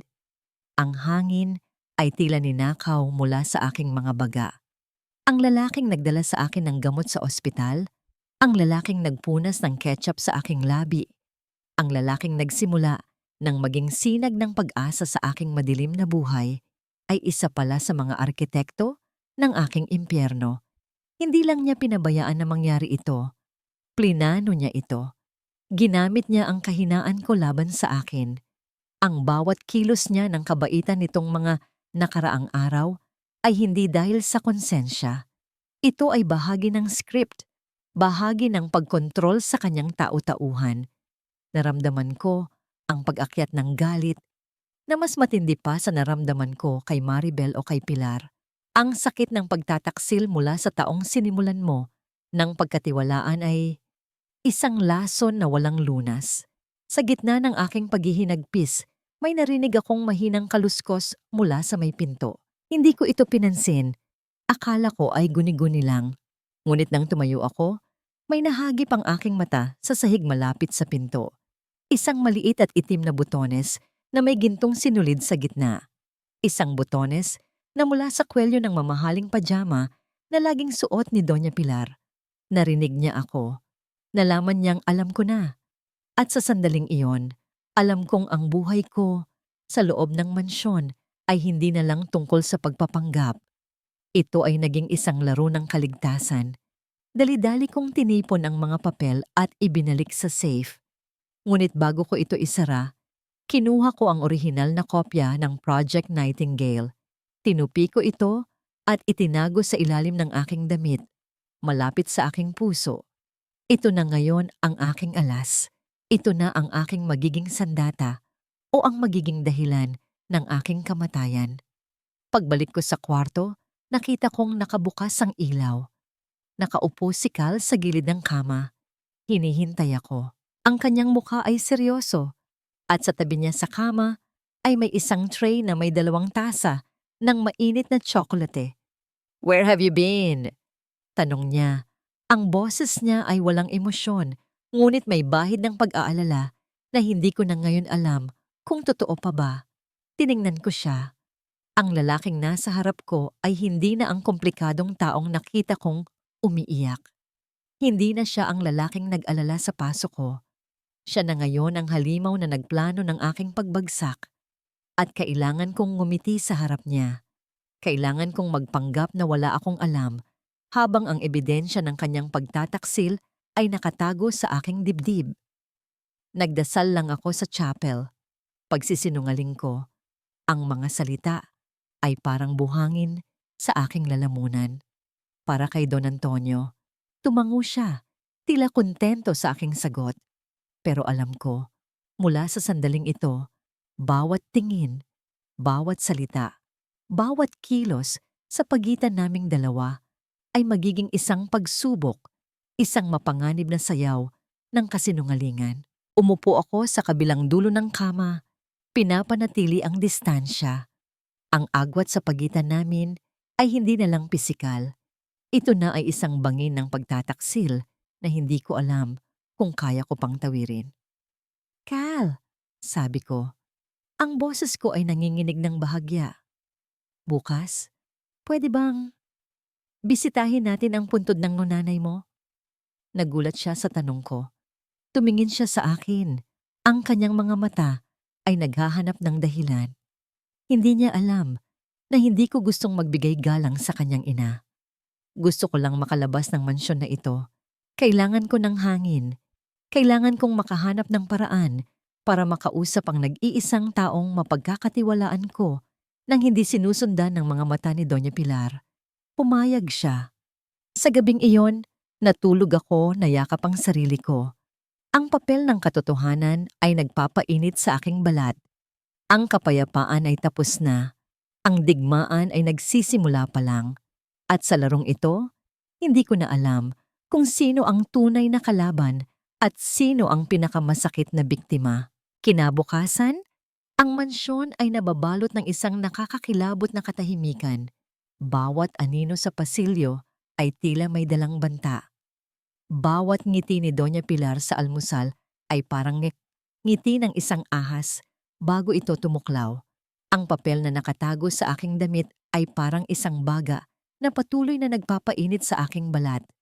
Isang paalala na ang bawat paghinga ko sa bahay na ito ay hiram na lamang. Nagpaalam si Cal na may mahalagang meeting sa labas ng syudad. Ang pag-alis niya ay nag-iwan sa akin ng pakiramdam na parang isang sundalong iniwan sa gitna ng teritoryo ng kalaban ng walang armas. Si Doña Pilar, sa kabilang banda, ay tila naghihintay lang ng tamang pagkakataon at dumating nga ito ng tanghali. "Zoe Hija!" Tawag niya sa akin mula sa sala. Ang kanyang boses ay matamis na parang pulot na may lason. "Malapit nang maubos ang paboritong sorbetes ng iyong ama-amahan. Nasa walk-in freezer sa basement. Maari mo bang kunin?" Isang simpleng utos, isang gawaing bahay. Pero naramdaman ko ang panlalamig ng aking batok. Ang basement. Ang lugar na madilim at bihirang puntahan. Hindi ako maaaring tumanggi. Ang pagtanggi ay pag-amin na may alam ako. Kaya tumango ako nang may pilit na ngiti at nagsimulang maglakad pababa sa makitid at matarik na hagdanan patungo sa ilalim ng mansyon. Ang amoy ng alikabok at mamasa-masang lupa ay sumalubong sa akin. Nang marating ko ang basement, ang tanging ilaw lamang ay nagmumula sa isang bumbilyang walang takip. Nakaita ko ang makapal at bakal na pinto ng walk-in freezer. Huminga ako ng malalim bago ko ito buksan. Ang bugso ng nagyayelong hangin ay humampas sa aking mukha. Pumasok ako. Ang loob ay mas malaki kaysa sa inaasahan ko. Puno ng mga nakasabit na karne at mga kahon ng imported na pagkain. Nagsimula akong maghanap. Ang aking hininga ay nagiging singaw sa sobrang lamig. Nasa kalagitnaan ako ng paghahanap nang biglang mamatay ang ilaw sa loob ng freezer. Napuno ng kadiliman ng paligid. Kinapa ko ang pader pabalik sa pinto. Ngunit bago ko pa ito maabot, narinig ko ang mabigat na pagbagsak ng trangka sa kabilang panig. Nanigas ako. Sinubukan kong itulak ang pinto. Hindi ito gumalaw. Sinubukan kong sumigaw. Ang boses ko ay kinain ng makapal na pader at ng katahimikan ng basement. Naiwan akong mag-isa sa nagyayelong kadiliman. Ang lamig ay unti-unting gumapang mula sa aking mga paa, paakyat sa aking buong katawan. Hindi na ito simpleng ginaw. Ito ay isang sakit na tumutusok sa aking mga buto. Niyakap ko ang aking sarili. Ang aking mga ngipin ay nagsimulang mag-umpugan nang hindi ko mapigilan. Ang bawat paghinga ay masakit. Tila ba mga maliliit na karayom na yelo ang pumapasok sa aking mga baga. Ang oras ay naging kaaway. Hindi ko na alam kung ilang minuto o oras na ang lumipas. Ang aking isip ay nagsimulang maglaro sa akin. Nakikita ko ang mukha ni Kiko, ni Don Antonio, at ni Cal. Sila ba ang huli kong maaalala? Nagsimulang manghina ang aking mga tuhod. Napaupo ako sa sahig. Isiniksik ang sarili sa isang sulok. Sinusubukang mag-ipon ng kahit katiting na init. Ang papel sa aking dibdib, ang ebidensya ng kanilang kasalanan, ay ang tanging bagay na mainit sa aking katawan. Napakabalintuna. Ang katotohanang papatay sa kanila ang siyang nagpapanatili sa aking buhay. Ipinikit ko ang aking mga mata. Hinahayaan ang sarili kong lamunin ng antok at ng nagyayelong hangin. Kung ito na ang katapusan, tatanggapin ko na. Pagod na ako. Ngunit sa gitna ng aking pagsuko, isang malakas na kalabog ang yumanig sa pinto ng freezer. Nasundan pa ito ng isa at isa pa. May sumisigaw. Isang pamilyar na boses na puno ng galit at pag-aalala, si Cal. Hindi ko alam kung paano, ngunit bumalik siya. Narinig ko ang paulit-ulit na paghampas sa bakal, ang tunog ng isang taong desperadong sirain ang pader na naghihiwalay sa amin. Narinig ko ang kanyang mga sigaw na tinatawag ang pangalan ko. Sinubukan kong sumagot, ngunit isang mahinang ungol lang ang lumabas sa aking nanigas na mga labi. At sa huli, sa isang malakas na pagbagsak, bumukas ang pinto. Ang liwanag mula sa labas ay sumilaw sa aking mga mata. Nakita ko ang anino ni Cal, hingal na hingal. Hawak ang isang fire extinguisher na ginamit niyang pambasag sa trangka. Nang makita niya akong nakaupo sa sahig, halos hindi na gumagalaw, isang emosyon ang dumaan sa kanyang mukha na hindi ko pa kailanman nakita. Purong takot. Mabilis siyang lumuhod sa tabi ko. Hinubad niya ang kanyang suit jacket at ibinalot sa akin. Ang init ng kanyang katawan ay dumampi sa aking nagyayelong balat. Binuhat niya ako na parang isang basahan. Ang kanyang mga braso ay nanginginig hindi sa bigat, kundi sa galit at pagsisisi. Dinala niya ako sa kanyang kwarto, hindi sa akin.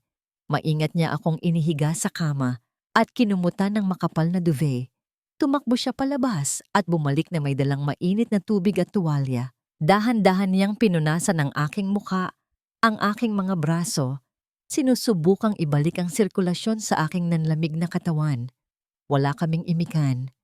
Ang tanging maririnig lang ay ang panginginig ng aking mga ngipin at ang mabigat niyang paghinga. Nang medyo bumuti na ang aking pakiramdam, umupo siya sa gilid ng kama. Ang kanyang mga siko ay nakapatong sa kanyang mga tuhod. Ang kanyang muka ay nakasubsob sa kanyang mga palad. "Patawarin mo ako, Zoe," bulong niya. Ang boses niya ay basag at puno ng sakit. "Patawarin mo ako." Akala ko ay humihingi siya ng tawad dahil sa nangyari sa freezer. Akala ko ay dahil sa ginawa ng kanyang madrasta. Pero nang iangat niya ang kanyang mukha, nakita ko ang mga luha sa kanyang mga mata. At alam ko na, ang paghingi niya ng tawad ay para sa isang bagay na mas malalim. Hindi ko sinasadya. Sabi niya, ang mga salita ay tila hirap na hirap lumabas. Nung una, oo, plano ko. Kailangan ko ng paraan para itali ka sa akin, para makuha ang mana, pero hindi ko alam na ganito kalala ang gagawin nila. At hindi ko inasahan na magiging ganito. Hindi ako sumagot. Nakatitig lang ako sa kanya, hinahayaan siyang ilabas ang lahat ng lason na matagal na niyang itinatago. Araw-araw, Zoe, pinapanood kita. Nakikita ko kung paano mo alagaan ang ama ko. Nakikita ko kung paano ka magtiis. At araw-araw, lalo kong kinamumuhian ang sarili ko sa ginawa ko sa'yo. Hindi ka isang scapegoat. Ikaw ang tanging bagay na totoo sa bahay na ito at sinira kita. Sa sandaling iyon, sa gitna ng kadiliman ng kwarto at ng aming mga durog na puso, nawala ang CEO ng Valmores Logistics. Ang natira ay si Cayos, isang lalaking naliligaw, isang lalaking biktima rin ng kanyang sariling ambisyon. Dahan-dahan siyang humiga sa tabi ko, sa ibabaw ng kumot. Hindi niya ako hinawakan. Hindi niya ako niyakap. Nakahiga lang siya doon, nakatitig sa kisame. Ang kanyang balikat ay halos dumikit sa akin. Ang init ng kanyang katawan ay nagbibigay sa akin ng init na kailangan ko. Ngunit ang kanyang pag-amin ay nag-iwan ng panibagong uri ng lamig sa aking puso. "Aalis tayo dito, Zoe," sabi niya. "Itatakas kita. Pangako." Ipinikit ko ang aking mga mata. Gusto kong maniwala sa kanya. Pero paano ako magtitiwala sa isang taong minsan nang nagdisenyo ng aking pagbagsak? Ang gabi ay lumalim at kaming dalawa ay nanatiling gising sa ilalim ng iisang bubong. Magkatabi ngunit magkalayo. Isang babaeng alam na ang katotohanan at isang lalaking sa wakas ay inamin ito. Ang tanong na lang ay kung ang pag-amin ba sa kadiliman ay sapat na para magdala ng liwanag sa umaga. Ang mga salita ni Cal noong gabing iyon sa loob ng silid ay tila apoy na nag-iwan ng marka sa aking kaluluwa. Ang kanyang pag-amin ay hindi nagdala ng kapayapaan. Sa halip, ito ay nagbukas ng isang mas malaking sugat.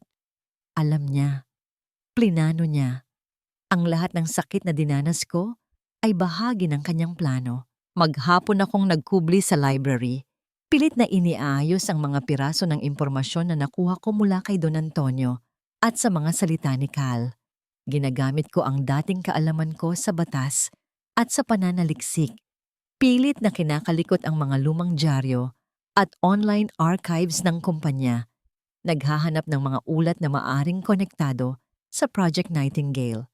Bawat file na binubuksan ko ay tila nagpapatunay sa kanyang mga sinabi. May mga board members na sangkot sa malaking korupsyon at kailangan ng isang diversion. Ako ang diversion na yon. Ang pinakamasakit sa lahat ay ang pagtuklas ko sa isang lumang email chain. Isang usapan sa pagitan ni Cal at ng isang abogado.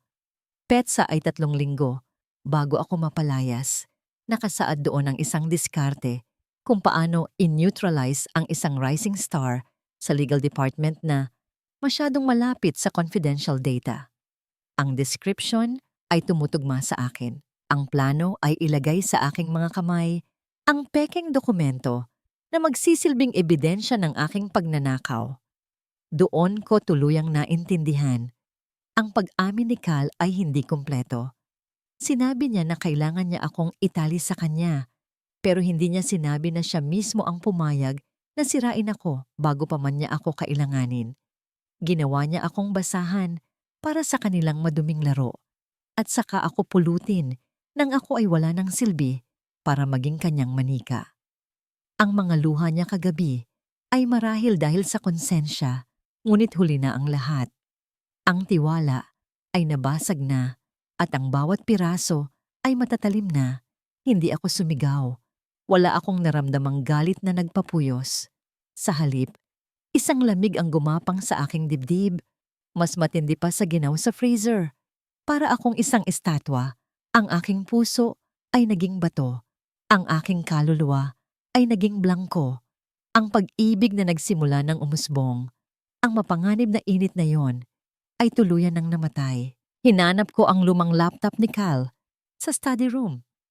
Alam kong hindi siya gumagamit ng password para sa mga personal niyang file dahil sa kanyang OCD na ayaw ng anumang komplikasyon. Nahanap ko ang isang folder na may nakalagay na private. Laman nito ang mga internal audit reports, ang mga tunay na financial records ng kumpanya, at ang mga ebidensya ng mga illegal na transaksyon na kinasangkutan ni Doña Pilar at ng kanyang mga kakampi. Ang mga impormasyong itinago ni Cal mula sa publiko. Ang mga impormasyong ibinulong sa akin ni Don Antonio. Kinuha ko ang maliit na USB na dati kong ginagamit sa trabaho.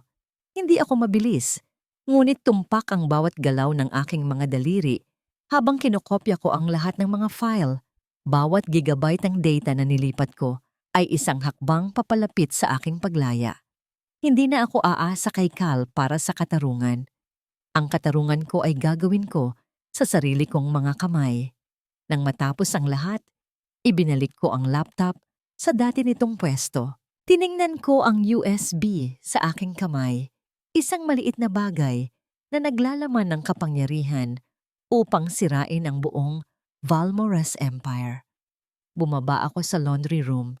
Nakita ko ang mga inihandang damit ni Cal para sa birthday party ni Don Antonio mamaya. Isang bagong-bagong barong Tagalog, malinis at presko. Kinuha ko ang kanyang paboritong puting polo, ang suot niya sa araw na unang nagtagpo ang aming mga mata bilang boss at empleyado. Inilagay ko ito sa ibabaw ng ironing board. Dahan-dahan kong inihanda ang plansa. Ang init na lumalabas dito ay sumasalubong sa aking mukha. Isang mainit na paalala ng paso sa aking kamay ng mga luhang pilit kong itinago. Bawat pahid ng plansa sa tela ay parang pagtanggal ko sa bawat alaala. Ang bawat gusot ay isang sandali ng pag-asa. Ang bawat pagkapantay ay isang pagtanggap sa katotohanan. Ang bawat na itataas na bahagi ng polo ay parang isang kabanata ng buhay ko na isinasara ko na. Ito ang huling beses na magsisilbi ako sa kanya. Ito ang huling beses na tatanggapin ko ang anumang bagay mula sa kanya. Bandang hapon, umuwi si Cal. May hawak siyang isang bouquet ng puting rosas, ang paborito kong bulaklak. Ang kanyang mukha ay maliwanag, puno ng pag-asa, tila ba nagising siya mula sa isang masamang panaginip at handa ng simula ng isang bagong umaga. Nagmamadali siyang pumasok sa loob ng kwarto, ang mga hakbang niya ay magaan, tila handa na siyang ilabas ang lahat ng damdamin na matagal niyang kinulong. Pero pagpasok niya, nakita niya lang ako na tahimik na nakaupo sa gilid ng kama. Ang mga rosas ay hindi ko pa nahahawakan. Ang aking mukha ay blanko, walang bakas ng kahit anong emosyon. Ang kwarto ay puno ng isang katahimikan na mas nakabibingi pa kaysa sa isang sigaw. "Zoe?" tanong niya. Ang kanyang boses ay tila isang kompas na naghahanap ng tugon. "I bought you these. I want to talk." Tumingin ako sa kanya. Ang aking mga mata ay walang emosyon, parang isang salamin na walang kaluluwa. Ang kanyang pag-amin ay hindi sapat. Ang kanyang paghingi ng tawad ay hindi sapat. Ang lahat ng rosas sa mundo ay hindi makabubura sa sakit na nilikha niya. "Mamaya na lang, Cal," sabi ko. Ang boses ko ay kalmado, halos walang buhay. Marami pa tayong aayusin. Hindi niya naintindihan ang ibig kong sabihin. Akala niya, marahil, ay tungkol sa aming relasyon. Hindi niya alam na ang mga aayusin ko ay ang kanyang buong mundo. Ang gabing iyon ay ang pinakakritikal sa aming lahat. Ang mansyon ay naghanda para sa granding birthday party ni Don Antonio.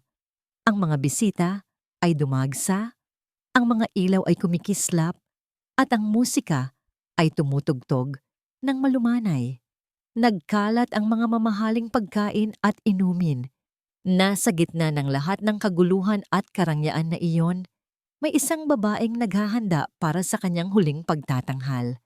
Suot ko ang isang simple ngunit eleganteng barong Tagalog na binili ni Cal para sa akin.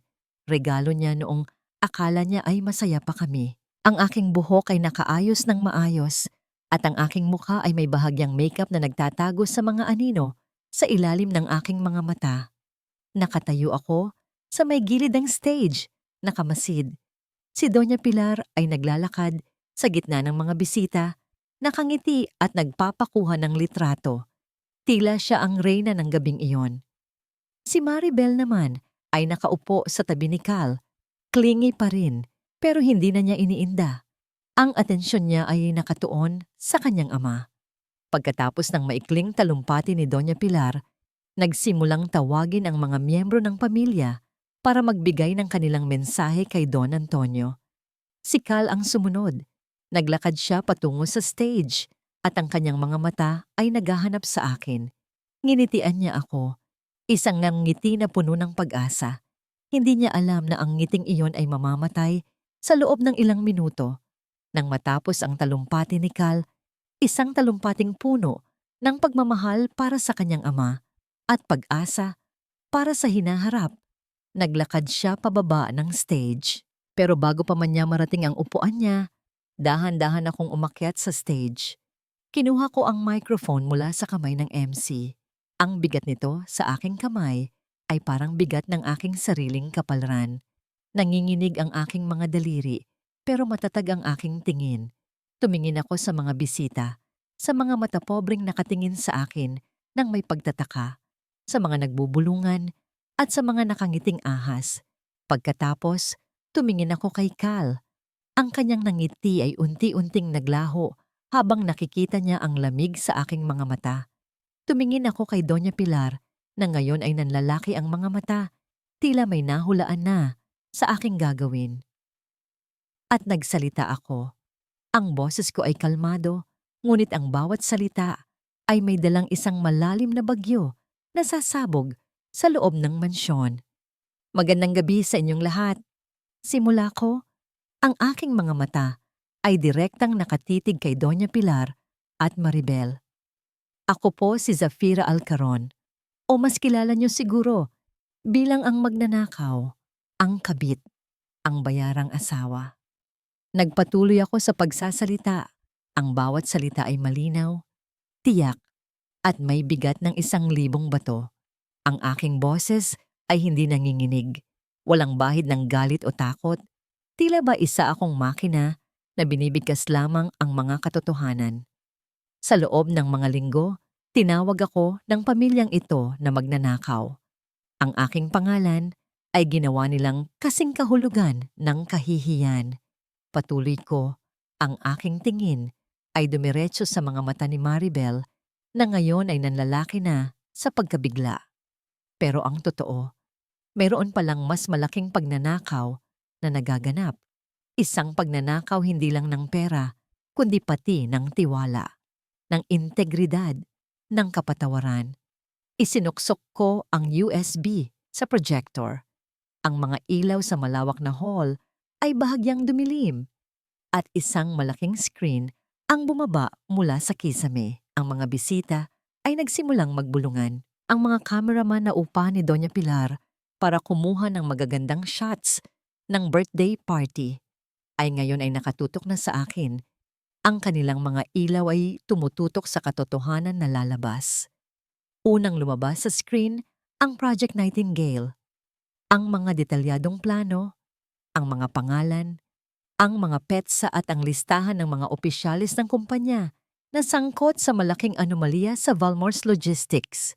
Ang mga bisita ay nagulantang. Nagsimula silang magbulong-bulungan. Ang ilang mga board members na naroon ay nagulantang. Ang kanilang mga muka ay namumutla. Si Doña Pilar na nakaupo sa kanyang upuan ay napatayo. Ang kanyang muka ay namumula sa galit at takot. Sinubukan niyang magsalita, ngunit walang tunog na lumabas sa kanyang bibig. Pagkatapos, lumabas sa screen ang video footage mula sa isang surveillance camera. Ang footage ng lanay, ang eksena kung saan sinadya ni Maribel. Natapunan ako ng mainit na tsa, malinaw na nakikita ang kanyang kilos, ang kanyang ngisi bago niya ako sadyain, at ang kanyang pagpapanggap na biktima. Ang galit sa mukha ni Maribel ay nagbago tungo sa purong takot. Sinubukan niyang umalis sa kanyang upuan, ngunit ang mga bisita sa paligid niya ay nakatitig sa kanya. Ang kanilang mga mata ay puno ng pagkamuhi. Napakayaman ng pamilyang ito, sabi ko. Ang boses ko ay kalmado, pero bawat salita ay parang isang kagat. Pero ang kanilang yaman ay hindi nakabili ng katotohanan.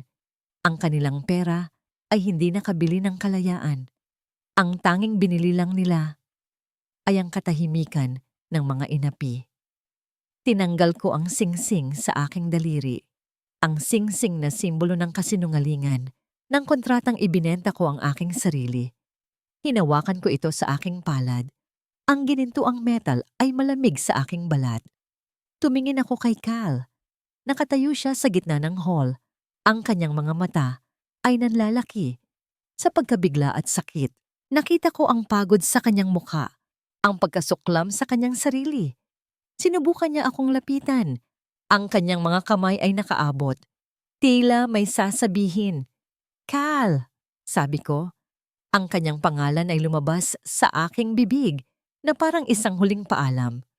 Sa simula, kinamuhian kita dahil sa iyong kayamanan, dahil sa pagiging Valmores, pero kinamumuhian kita ngayon hindi dahil sa sinira mo ako, kundi dahil sa sinira mo ang pag-asa na ibinigay mo sa akin. Iniangat ko ang aking kamay at dahan-dahan kong inilapag ang singsing sa ibabaw ng tray na may mga champagne glass. Sa gitna ng hapagkainan, ang liwanag ay kumislap sa ginto. Isang huling pag-aalay sa isang kasal na kailanman ay hindi naging totoo. Ang kontrata ay tapos na, sabi ko. Ang aking boses ay malakas, sapat para marinig ng lahat. Hindi na ako si Mrs. Valmores, hindi na ako bahagi ng pamilyang ito, at hindi na ako ang babaeng kaya niyong laruin. Walang pasabi. Dahan-dahan akong bumaba ng stage. Ang mga bisita ay nagbigay daan sa akin. Ang bawat hakbang ko ay parang isang pagpapalaya. Hindi ako tumingin sa kanila. Hindi ako tumingin kay Doña Pilar na ngayon ay sinisigawan na ang kanyang mga abogado. Hindi ako tumingin kay Maribel na halos himatayin na sa takot. Nang makalabas ako ng main door, ang sariwang hangin ng gabi ay sumalubong sa akin. Huminto ako sa tapat ng malawak na driveway. Kinumot ko ang laylayan ng aking barong Tagalog at sa isang kilos na pununo ng kahulugan, hinubad ko ang mamahaling high heels na regalo ni Cal, ang sapatos na simbolo ng pagiging bahagi ko sa kanilang mundo. Ibinaba ko ang mga ito sa damuhan, sa tabi ng mamahaling kotse ni Cal. Pagkatapos, naglakad ako. Naglakad ako ng nakapaa. Ang lamig ng damo ay dumadampi sa aking mga paa. Isang kaganapan na nagbibigay sa akin ng pakiramdam ng tunay na kalayaan. Ang putik at lupa ay dumidikit sa aking balat. Isang paalala na ako ay Zoe, ang babaeng galing sa lupa at babalik sa lupa. Ngunit may dignidad na hindi kailanman matutumbasan ng anumang yaman. Naramdaman ko ang paglamlam ng ilaw sa aking likuran, kasabay ng isang napakalakas na pagsabog ng galit na narinig ko mula sa loob ng mansyon. Alam kong nagsisimula na ang digmaan ng mga Valmores, ngunit hindi na ako bahagi nito.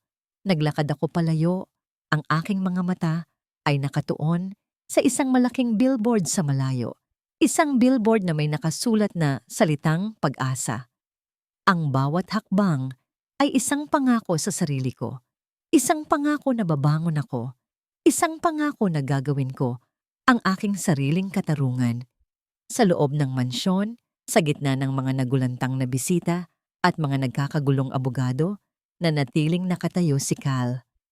Ang kanyang mga mata ay nakatuon sa singsing na ginto na naiwan sa tray. Dahan-dahan siyang lumuhod. Hindi na ininda ang mga nakatingin sa kanya. Dinampot niya ang singsing, mahigpit na hinawakan sa kanyang palad. Tila ba iyon ang tanging natitirang piraso ng kanyang kaluluwa?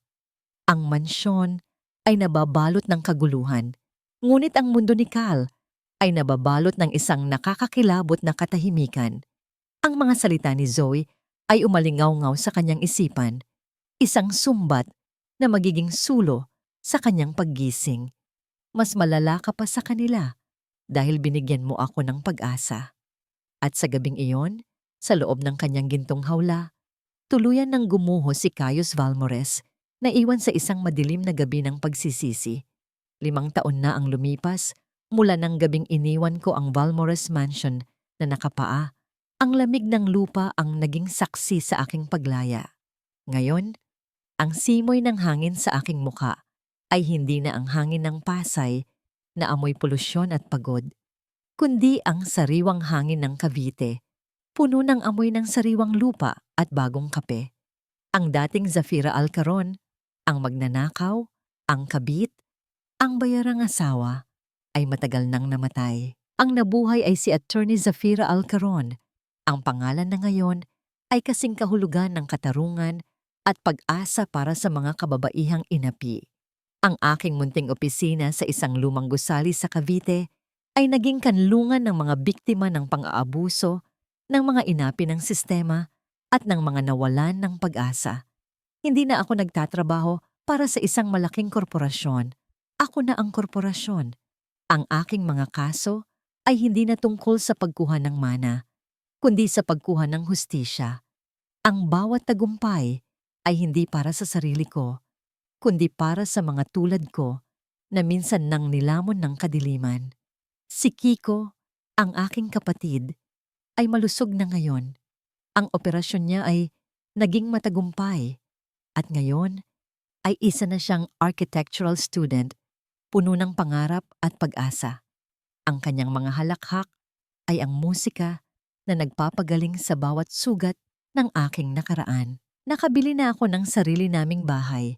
Hindi isang mansyon, kundi isang simpleng tahanan na amoy bagong pintura at pagmamahalan, kung saan ang bawat sulok ay puno ng mga alaala at pangako ng mas magandang bukas.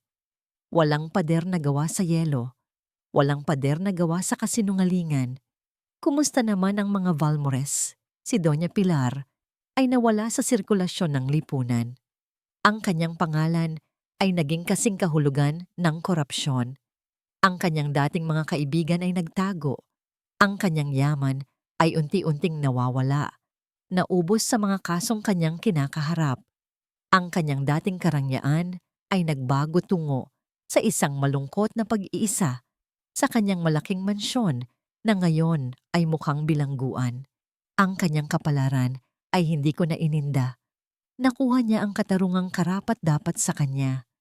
Ang hiya na inihagis niya sa akin ay bumalik sa kanya ng triple. Si Maribel ay mas masahol pa ang naging wakas. Ang kanyang pagpapanggap ay tuluyang nabunyag at ang kanyang pangalan ay naging katatawanan sa social media. Ang dating sikat na influencer ay ngayon ay nagtatago sa ilalim ng mga anino. Ang kanyang karera ay tuluyang gumuho. At si Cal? Si Cayos Valmores, ang lalaking minsan kong kinamuhian at minsan ding sinimulang mahalin, ay nagbago. Ang kanyang pagbagsak ay mas masakit kaysa sa inaakala ko.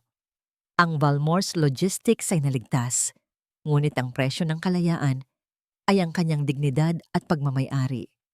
Ibinigay niya ang lahat ng kanyang parte sa kumpanya na kanyang ginamit upang ayusin ang mga pinsala ng kanyang ina at mga kasabwat nito.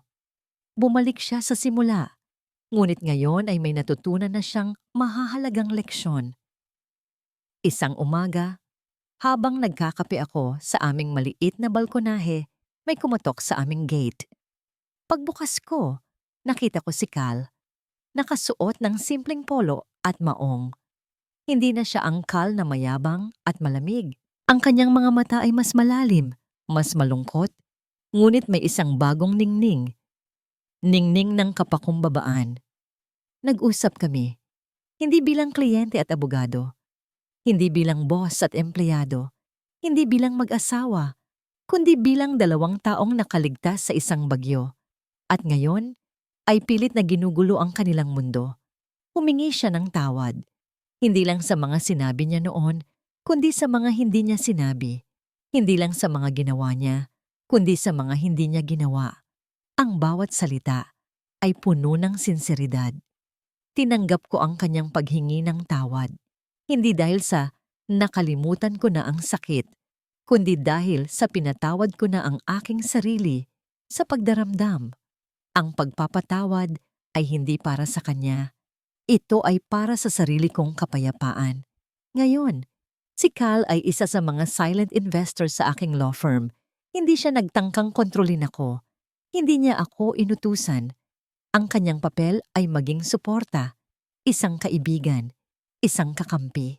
Araw-araw, may isang tasa ng mainit na kape na naghihintay sa kanyang mesa sa aking opisina. Itim, walang asukal, walang cream. Hindi na ito isang kilos ng kontrol, kundi isang kilos ng pag-aalala. Magkasama silang nag-aalaga kay Don Antonio na ngayon ay mas malakas na at ang bahay nito ay nagbago na rin. Ang dating malaking mansyon ay naging isang bahay na puno ng mga halaman, puno ng sikat ng araw at puno ng tawanan ng mga bata.